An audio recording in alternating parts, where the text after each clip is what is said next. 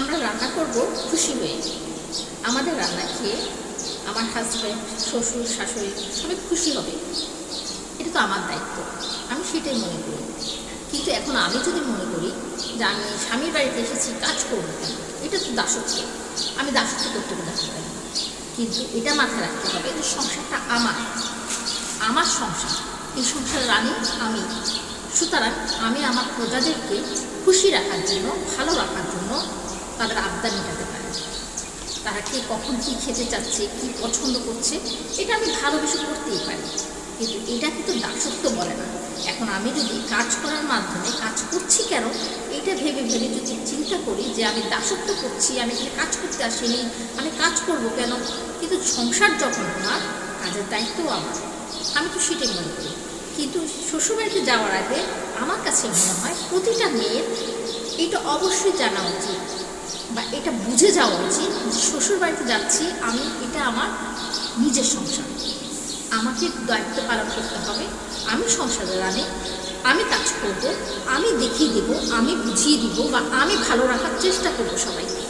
সেটা যখন আমি মেনে নিয়ে যেতে পারবো সংসারে, তখন আমার মাথায় কখনোই আসবে না যে আমি কেন কাজ করব, আমি কি দাসী এসছি বা আমি কি তোমাদের দাসত্বগিরি করবো।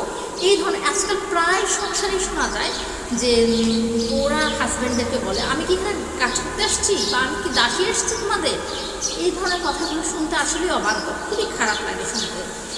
যে তোমার সংসার, তুমি শুধু যদি কথায় বলে যাও যেটা আমার সংসার, আমার সংসার, আমার সংসার, তো তুমি তোমার সংসার জন্য আসলে তুমি কী করছো? তুমি কি রেডিমেড বসে বসে খাওয়ার জন্য আসছো? তা তো না। তোমার সংসার সব কিছু কেয়ারনেস তোমাকেই করতে হবে। তুমি মানুষকে অর্ডার দিয়ে দিয়ে কাজ করাবে, সেটা তো তোমার সংসার পর্যবেক্ষণটা ভালো হচ্ছে না, আমার কাছে মনে হয় না। যেহেতু আমি আসলে আমার সংসার সব কিছু আমি নিজে করতে পছন্দ করি বা আমরা নিজেরাই করি। কারোর উপর ডিপেন্ডেন্ট হয়ে থাকা, কারণ যে আমাকে করে দেবে, আমাকে সবসময় চালিয়ে যাবে, আমাকে করে খাওয়াবে, এমনটা আসলে চিন্তাধারাটাই করা উচিত না। বা আমি যদি মনে করি যে আমি তাকে করে খাওয়াচ্ছি, সেটা আমি দাসত্বগিরি করছি, সেই চিন্তাধারা নিয়ে আসলে কোনো মেয়ের শ্বশুরবাড়িতে যাওয়া উচিত না। আমি মনে করি তাদের শ্বশুরবাড়িতে যাওয়ার আগে, বিয়ে করার আগে এই চিন্তাগুলো অবশ্যই মাথায় রাখতে হবে, মাথায় রেখে তাদের কাজ করা উচিত, তাদের বিয়ে করা উচিত। কারণ তা না হলে সারা জীবন তারা সংসারে বলেই যাবে আমি কি তোমাদের কাজ করতে এসেছি,